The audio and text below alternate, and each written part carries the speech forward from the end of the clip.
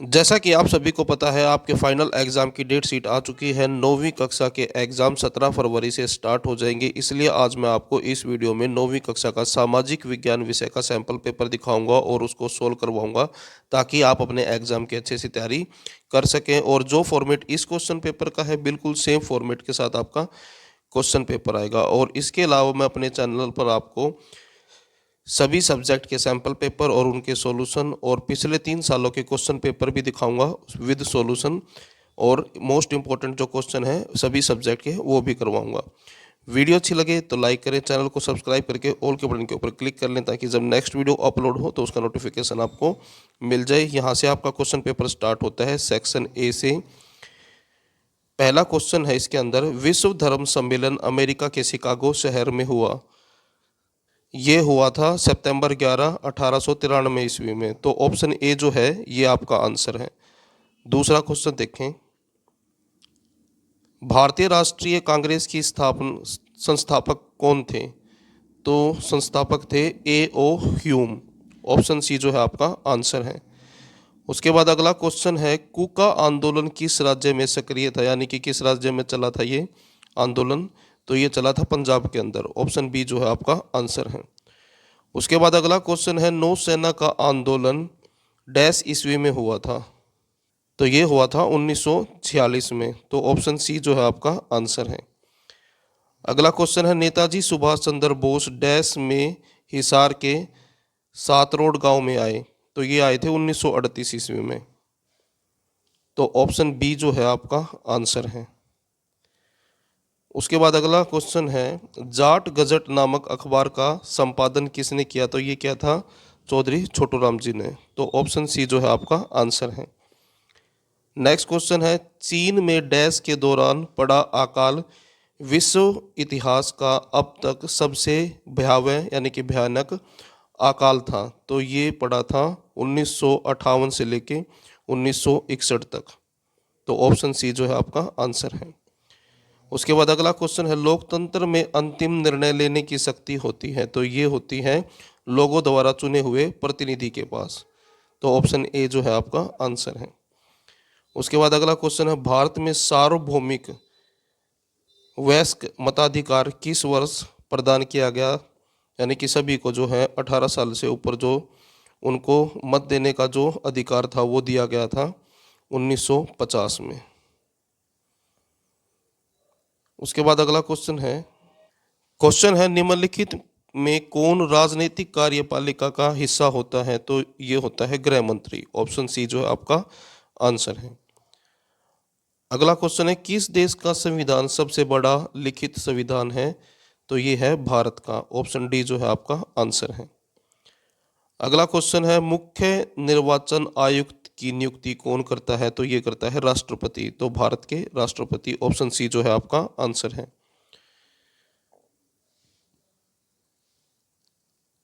उसके बाद अगला क्वेश्चन है, 2015 तक सऊदी अरब में औरतों को मत देने का अधिकार नहीं था। फिजी की चुनाव प्रणाली में वहां के मूल वासियों के वोट का महत्व भारतीय मूल के फिजी नागरिक के वोट से ज़्यादा था। तो इसका जो आंसर है वो है ऑप्शन ए और बी दोनों सही हैं, यानी कि दोनों बातें सही हैं। अगला क्वेश्चन है, भारत जीव सुरक्षा अधिनियम किस वर्ष लागू हुआ था? तो ये हुआ था 1972 में। तो ऑप्शन बी जो है आपका आंसर है। नेक्स्ट क्वेश्चन है क्वेश्चन नंबर 15, भ्रंश घाटी में से बहने वाली नदी कौन सी है? तो ये है तापी। ऑप्शन सी जो है आपका आंसर है। नेक्स्ट क्वेश्चन है, किस राज्य का जनसंख्या घनत्व सबसे अधिक है? तो ये है बिहार का। तो ऑप्शन ए जो है आपका आंसर है। अगला क्वेश्चन है, भौतिक पूंजी में शामिल है? तो इसका आंसर बनेगा ऑप्शन डी, ये सभी। उसके बाद कृषि एक प्रकार की ये प्राथमिक क्रिया होती है? तो ऑप्शन ए जो है आपका आंसर है। हरित क्रांति का संबंध है? तो इसका जो आंसर बनेगा वो बनेगा ऑप्शन सी, ए और बी दोनों। उसके बाद है क्वेश्चन नंबर 20, प्रधानमंत्री ग्राम उदय योजना किस वर्ष शुरू हुई थी? तो ये हुई थी 2000 में। तो ऑप्शन बी जो है आपका आंसर है। उसके बाद दो दो नंबर वाले क्वेश्चन है सेक्शन बी के अंदर, और इसके अंदर जो पहला क्वेश्चन है वो है आर्य समाज की स्थापना कब और किसने की। आंसर देखें, यहाँ पर मैंने आंसर लिखा हुआ है आर्य समाज की स्थापना स्वामी दयानंद सरस्वती ने 1875 में की थी। उसके बाद अगला क्वेश्चन है क्वेश्चन नंबर 22। क्वेश्चन है गदर आंदोलन के दो मुख्य उद्देश्य बताओ। तो आंसर देखें, तो यहाँ पर आंसर दिया गया है, पहला है भारत की आज़ादी के लिए संघर्ष, यानी कि गदर आंदोलन का जो लक्ष्य था वो था भारत को आज़ादी दिलाना, और नव युवकों को क्रांतिकारी गतिविधियों में शामिल करना, यानी कि जो युवा थे उनको क्रांतिकारी गतिविधियों में शामिल करना भी इनका उद्देश्य था। उसके बाद अगला क्वेश्चन है जनगणना की परिभाषा दें। आंसर देखें, यहाँ पर आंसर लिखा हुआ है किसी देश अथवा किसी भी क्षेत्र में लोगों के बारे में विधिवत रूप से सूचना प्राप्त करना, यानी कि लोगों के बारे में सूचना प्राप्त करना एवं उसे रिकॉर्ड करना, यानी कि उसको रिकॉर्ड में दर्ज करना जनगणना कहलाती है। यानी कि लोगों के बारे में जानकारी प्राप्त करना और संख्या प्राप्त करना और उसको जो है रिकॉर्ड में दर्ज करना, ये जनगणना कहलाती है। यह एक निश्चित समय अंतराल के बाद की जाती है, यानी कि निश्चित समय के बाद जो है जनगणना होती है और शासकीय आदेश के तहत, यानी कि सरकार के आदेश के द्वारा होती है। उसके बाद अगला क्वेश्चन है क्वेश्चन नंबर 24। जीव मंडल निचय से क्या अभिप्राय है, कोई दो उदाहरण दो। आंसर देखें, आंसर देखें यहाँ पर है जीव मंडल निचय से अभिप्राय उन बहुउद्देशीय संरक्षित क्षेत्र से है जहाँ प्रत्येक पादप एवं जीव प्रजाति को प्राकृतिक वातावरण में संरक्षण प्रदान किया जाता है। इसका मतलब ये है कि जीव मंडल निचय का मतलब ये होता है कि अलग अलग बहुत सारे उद्देश्यों के लिए जो संरक्षित क्षेत्र है, संरक्षित क्षेत्र का मतलब है जिनको सरकार रिजर्व कर देती है। रिजर्व करने का मतलब है कि वहाँ पर शिकार करना, लकड़ी वगैरह काटना जो है सरकार उसके लिए मना कर देती है।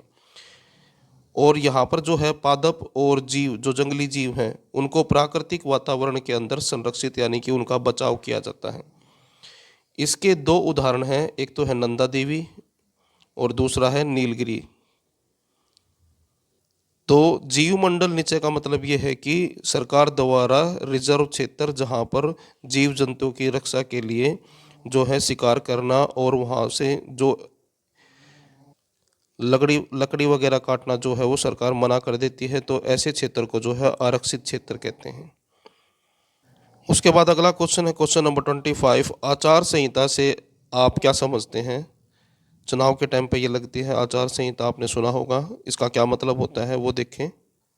आंसर यहाँ पर लिखा हुआ है आचार संहिता चुनाव आयोग द्वारा चुनाव के लिए राजनीतिक दलों और उम्मीदवारों के आचरण को नियंत्रित करने के लिए, ताकि वो जो नेता वगैरह हैं बुरा आचरण ना कर सकें, बनाए गए व्यापक निर्देश, यानी कि इंस्ट्रक्शन दी जाती हैं इसके अंदर। आचार संहिता के अंदर भी कोई भी जो है नेता बुरे आचरण का प्रयोग ना करें एक दूसरे के प्रति। इसका उद्देश्य सभी राजनीतिक दलों को चुनाव लड़ने का बराबर और न्यायोचित अवसर प्रदान करना है। और इसका उद्देश्य ये होता है कि जितने भी राजनीतिक दल हैं उनको चुनाव लड़ने का बराबर और न्यायोचित अवसर प्रदान करना होता है। उसके बाद अगला क्वेश्चन है क्वेश्चन नंबर 26। सार्वजनिक वितरण प्रणाली क्या है। आंसर देखें, यहाँ पर आंसर लिखा हुआ है भारतीय खाद्य निगम द्वारा प्राप्त अनाज को सरकार विनियमित यानी कि निर्धारित राशन की दुकानों के माध्यम से समाज के गरीब वर्गों में वितरित करती है। यानी कि जो भारतीय खाद्य निगम है, सरकार के द्वारा जो अनाज प्राप्त होता है उसको निश्चित दुकानों के द्वारा समाज के जो गरीब वर्ग के जो लोग हैं उनको राशन उपलब्ध करवाती हैं। इसे सार्वजनिक वितरण प्रणाली कहा जाता है और इसी चीज़ को ही सार्वजनिक वितरण प्रणाली कहा जाता है। और इसका उदाहरण है डिपो, जैसे कि आपने देखा भी होगा या फिर सुना होगा डिपो के बारे में, जहाँ पर कम पैसों में यानी कि सस्ता अनाज मिलता है। अधिकांश गांवों यानी कि अधिकतर गांवों, कस्बों और शहरों में लगभग 5.5 लाख राशन की दुकानें हैं, यानी कि डिपो हैं। इन्हें उचित दर वाली दुकानें भी कहा जाता है। उचित दर का मतलब ये है कि सस्ता सामान मिलता है यहाँ पर। इन दुकानों के माध्यम से चीनी, गेहूं, चावल, मिट्टी का तेल आदि चीज़ें बाजार से कम कीमत पर उपलब्ध होती हैं यानी कि मिलती हैं। उसके बाद नेक्स्ट क्वेश्चन है क्वेश्चन नंबर 27। यहाँ से सेक्शन सी स्टार्ट हो जाता है। केस स्टडी बेस्ड क्वेश्चन आएंगे और पहली बार हरियाणा बोर्ड में इस तरह के क्वेश्चन आएंगे, क्योंकि हरियाणा बोर्ड ने इस साल सीबीएसई बोर्ड के पैटर्न को फॉलो किया है। पहले इस तरह के क्वेश्चन नहीं आते थे। यहाँ पर क्या दिया गया है, एक पैसेज दिया गया है, इसको आपको पढ़ना है और नीचे दिए गए क्वेश्चनों के आंसर देने हैं। तो ये पैसेज हैं और इसके नीचे क्वेश्चन है। तो यहाँ पर आप देख सकते हैं, सऊदी अरब में किस प्रकार की सरकार है, सऊदी अरब का राज्य धर्म क्या है, उसके बाद है सऊदी अरब में महिलाओं को पुरुषों के समान अधिकार प्राप्त हैं, और उसके बाद है मीडिया शाह की मर्जी के खिलाफ कोई खबर नहीं दे सकती, डैश की स्वतंत्रता की बात यहाँ की गई है। तो आंसर देखिए अब इनके तो पहले क्वेश्चन के आंसर में आएगा राजशाही है, वहाँ पर राजतंत्र चलता है।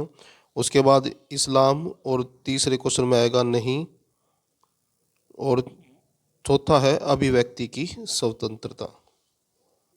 उसके बाद नेक्स्ट क्वेश्चन है क्वेश्चन नंबर 28।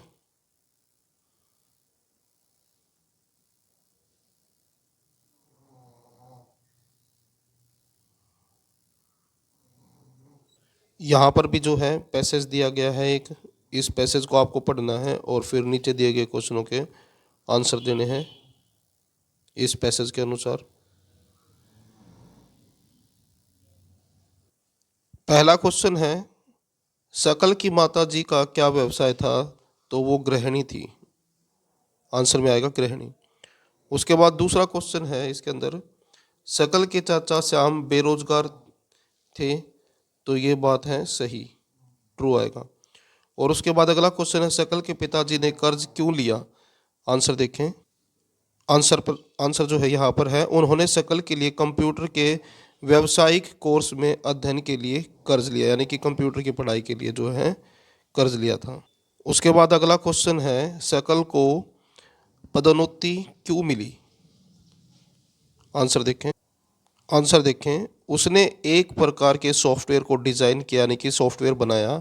इस सॉफ्टवेयर से फर्म को यानी कि कंपनी को अपनी बिक्री बढ़ाने में सहायता मिली, इसलिए उसको पदोन्नति मिली, यानी कि प्रमोशन हुआ उसका।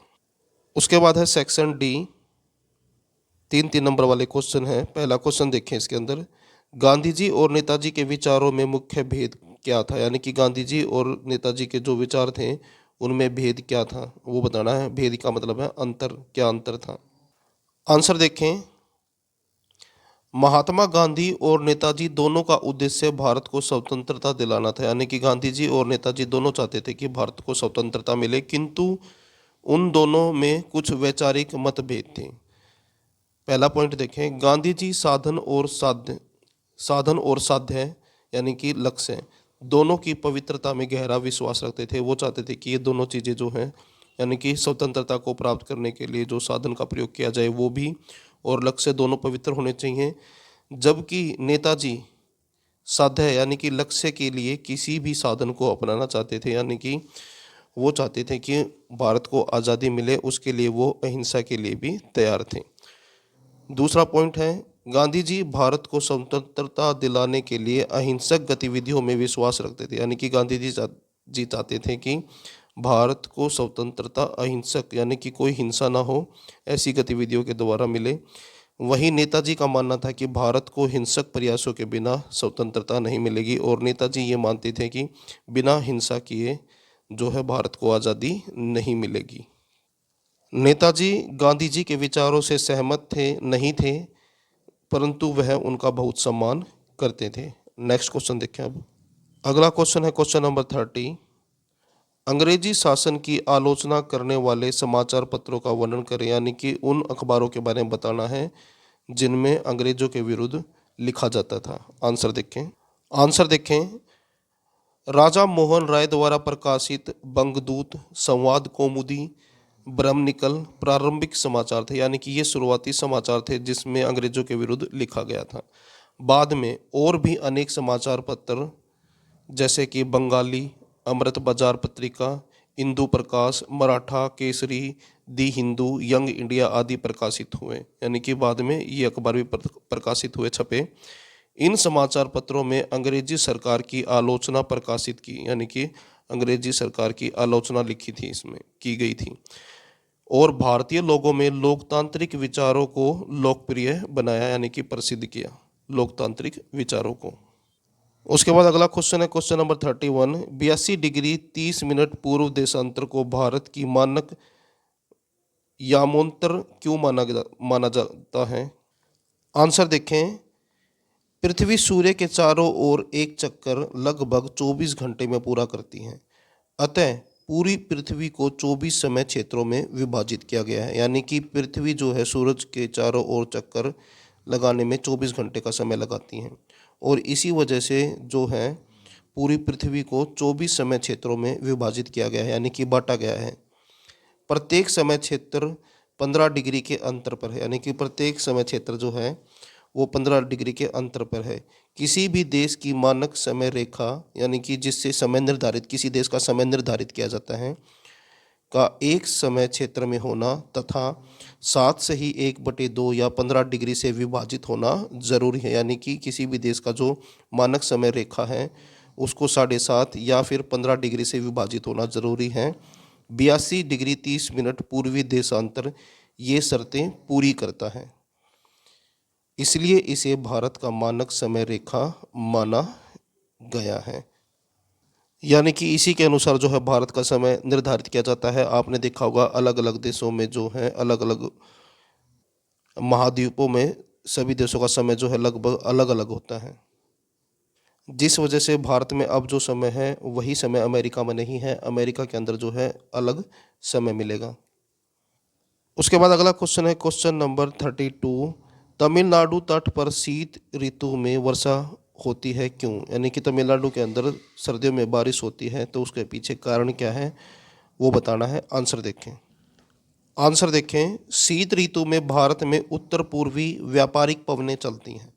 इनकी दिशा उत्तर पूर्व से दक्षिण पश्चिम होती है। जब ये पवनें बंगाल की खाड़ी से गुजरती है, यानी कि बंगाल की खाड़ी के ऊपर से गुजरती हैं, तो अपने साथ वाष्प कण ले लेती हैं।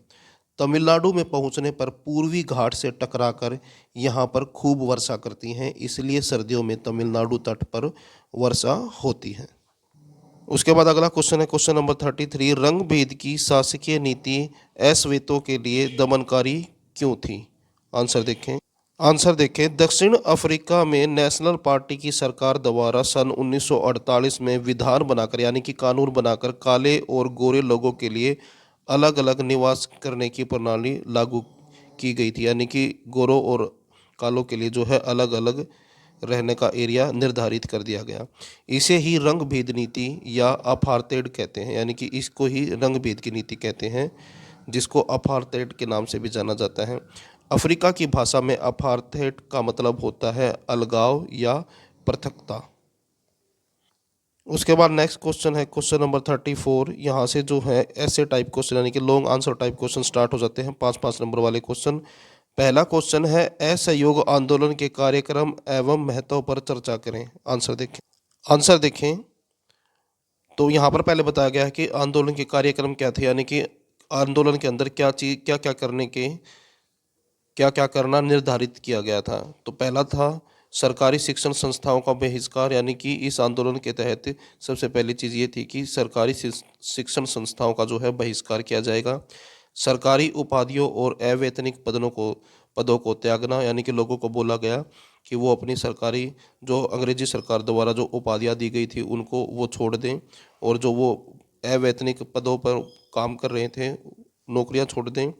सरकारी दरबारों तथा उत्सवों में शामिल ना हो, यानी कि जो सरकार द्वारा लगाए गए दरबार हैं और जो उत्सव हैं उनमें लोगों को शामिल न होने के लिए बोला गया कि उसमें शामिल ना हो। सरकारी अदालतों का बहिष्कार करना, यानी कि सरकारी अदालतों में न जाना। पंचायतों की स्थापना करना। विदेशी माल का बहिष्कार करना और उसके स्थान पर स्वदेशी माल का प्रयोग करना, यानी कि जो विदेशी माल है, यानी कि विदेशी जो कपड़ा था, जो विदेशी वस्तुएं थी उनका बहिष्कार करना, यानी कि उनका उपयोग ना करें, और स्वदेशी यानी कि देश में बनी हुई वस्तुओं का प्रयोग करने के लिए लोगों को बोला गया।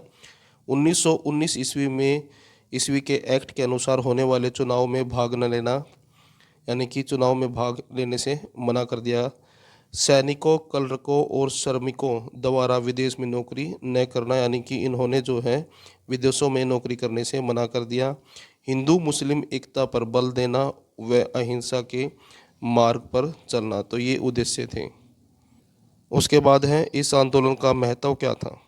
महत्व देखें, इस आंदोलन में हिंदुओं, मुसलमानों, शिक्षित, अशिक्षित यानी कि पढ़े लिखे और अनपढ़ लोगों, अध्यापकों व छात्रों, पुरुषों और स्त्रियों ने भाग लिया, यानी कि सभी लोगों ने इस आंदोलन के अंदर भाग लिया।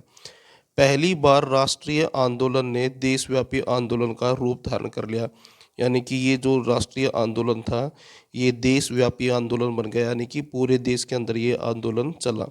अब लोगों के मन में से सरकार के विरुद्ध आवाज़ उठाने व जेल जाने का भय समाप्त हो गया, यानी कि लोगों के मन में अंग्रेजी सरकार के विरुद्ध आवाज़ उठाने और जेल जाने का जो डर था वो समाप्त हो गया। इस आंदोलन की वजह से लोगों में सरकार से सीधी टक्कर लेने का जोश उत्पन्न हो गया। साथ ही देश के अंदर कई नए रचनात्मक कार्य भी हुए, जैसे राष्ट्रीय शिक्षण संस्थाओं की स्थापना व लोगों को रोजगार प्रदान करना। लोग देश के लिए बड़े से बड़ा बलिदान देने के लिए तैयार हो गए। उसके बाद नेक्स्ट क्वेश्चन है क्वेश्चन नंबर 35, भारत के उत्तरी मैदान का वर्णन कीजिए।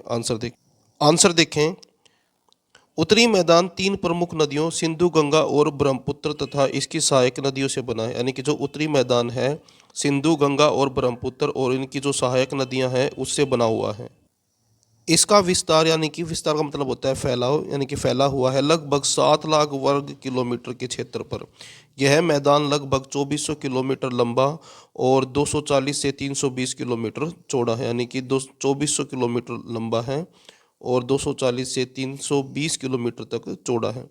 यह सघन जनसंख्या, यानी कि ज़्यादा आबादी रहती है वाला भौगोलिक क्षेत्र है। उत्तरी मैदान को मोटे तौर पर 3 उपवर्गों में बांटा गया है। पहला है पंजाब का मैदान, गंगा का मैदान और ब्रह्मपुत्र का मैदान। इन विस्तृत मैदानों को भौगोलिक आकृतियों में भी विविधता है, यानी कि जो इसकी भौगोलिक आकृतियां हैं वो भी अलग अलग तरह की हैं। आकृतिक विभिन्नता के आधार पर उत्तरी मैदानों को 4 भागों में विभाजित किया गया है और इसकी जो आकार में जो विभिन्नता पाई जाती है उसके अनुसार इसको 4 भागों में बांटा गया है। पहला है भाबर। हिमालय की नदियाँ पर्वतों से नीचे उतरते समय शिवालिक की ढाल पर 8 से 16 किलोमीटर की चौड़ी पट्टी में गुटिका का निक्षेपण करती हैं। गुटिका का निक्षेपण करने का मतलब होता है कि प्लेट जैसी संरचना बनाती हैं, इसे भाबर कहते हैं और इस संरचना को जो है भाबर कहते हैं। सभी छोटी नदियां, धाराएं इस भाबर पट्टी में विलुप्त हो जाती हैं। उसके बाद है तराई। भाबर मिट्टी के दक्षिण में सभी धाराएं एवं नदियां धरातल पर पुनः निकल आती हैं। यहाँ पर जो बताया था कि भाबर के अंदर विलुप्त हो जाती हैं और उसके बाद बताया है कि दक्षिण में सभी धाराएं, यानी कि जो नदियां हैं धरातल पर पुनः निकल आती हैं तथा नम व दलदली क्षेत्र का निर्माण करती हैं, जिसे तराई कहते हैं। उसके बाद है भांगर, जिसको बांगर के नाम से भी जाना जाता है। उत्तरी मैदान का सबसे विशालतम भाग पुराने जलोढ़ का बना हुआ है, यानी कि पुरानी जलोढ़ मिट्टी का बना हुआ है। वे नदियों के बाढ़ वाले मैदान के ऊपर स्थित है। इस क्षेत्र की मृदा में चूनेदार निक्षेप पाए जाते हैं, यानी कि चूनेदार होती है ये मिट्टी। उत्तरी मैदान के इस भाग को भांगर यानी कि बांगर कहते हैं। उसके बाद है खादर। बाढ़ वाले मैदानों के नए तथा युवा निक्षेपों को खादर कहते हैं। इनका लगभग प्रत्येक वर्ष पुनर्निर्माण होता रहता है, यानी कि हर साल जो है नई मिट्टी आती रहती है, इसलिए ये उपजाऊ हैं और इसी वजह से ये उपजाऊ भी हैं तथा गहन खेती के लिए आदर्श होते हैं, यानी कि गहन खेती के लिए अच्छी जगह मानी जाती हैं। उसके बाद नेक्स्ट क्वेश्चन है क्वेश्चन नंबर 36, लोकतंत्र की मुख्य विशेषताओं की व्याख्या करें। ये क्वेश्चन छूट गया, इसका आंसर और इसके अलावा जो चॉइस में क्वेश्चन है ये भी इंपॉर्टेंट है, इनके भी सॉल्यूशन मैं जल्द ही अपने चैनल पर अपलोड करूंगा। अगला क्वेश्चन देखें, क्वेश्चन नंबर 37 है, भारत में निर्धनता के मुख्य कारणों का वर्णन करें। यानी कि भारत के अंदर जो गरीबी है उसके क्या कारण हैं वो बताने हैं। आंसर देखें, भारत में निर्धनता के निम्नलिखित कारण है, यानी कि गरीबी के निम्नलिखित कारण है। पहला कारण है आय का असमान वितरण, यानी कि आय का असमान बंटवारा। भारत में गरीबी का एक प्रमुख कारण आय और संपत्ति का असमान बंटवारा है। इसके कारण अमीर लोग अधिक अमीर तथा गरीब लोग और अधिक गरीब होते जा रहे हैं।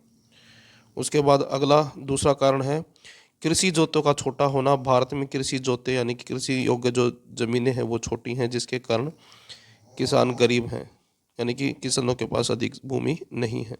उसके बाद तीसरा कारण है जनसंख्या की उच्च दर से वृद्धि, यानी कि जनसंख्या वृद्धि जो है बहुत तेज़ी से हो रही है। जनसंख्या में उच्च दर से वृद्धि हुई है, इससे प्रति व्यक्ति आय में कमी आई है। निरक्षरता यानी कि अनपढ़ता, भारत में व्यापक अनपढ़ता भी निर्धनता का एक कारण है।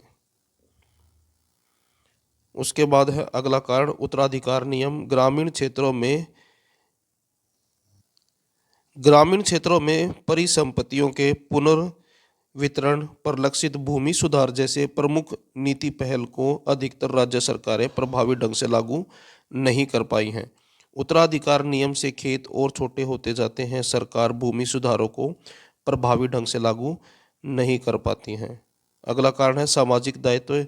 अति निर्धनों सहित भारत में लोग सामाजिक दायित्वों यानी कि शादी ब्याह में और धार्मिक अनुष्ठानों के आयोजन में बहुत अधिक धन खर्च करते हैं। तो ये था 9वीं कक्षा का सामाजिक विज्ञान विषय का question paper with solution. Video अच्छी लगे तो लाइक करें, चैनल को सब्सक्राइब करके ऑल के बटन के ऊपर क्लिक कर लें ताकि जब नेक्स्ट वीडियो अपलोड हो तो उसका नोटिफिकेशन आपको मिल जाए। और ये जो मैप के क्वेश्चन है ये मैं आपको बाद में करवाऊंगा।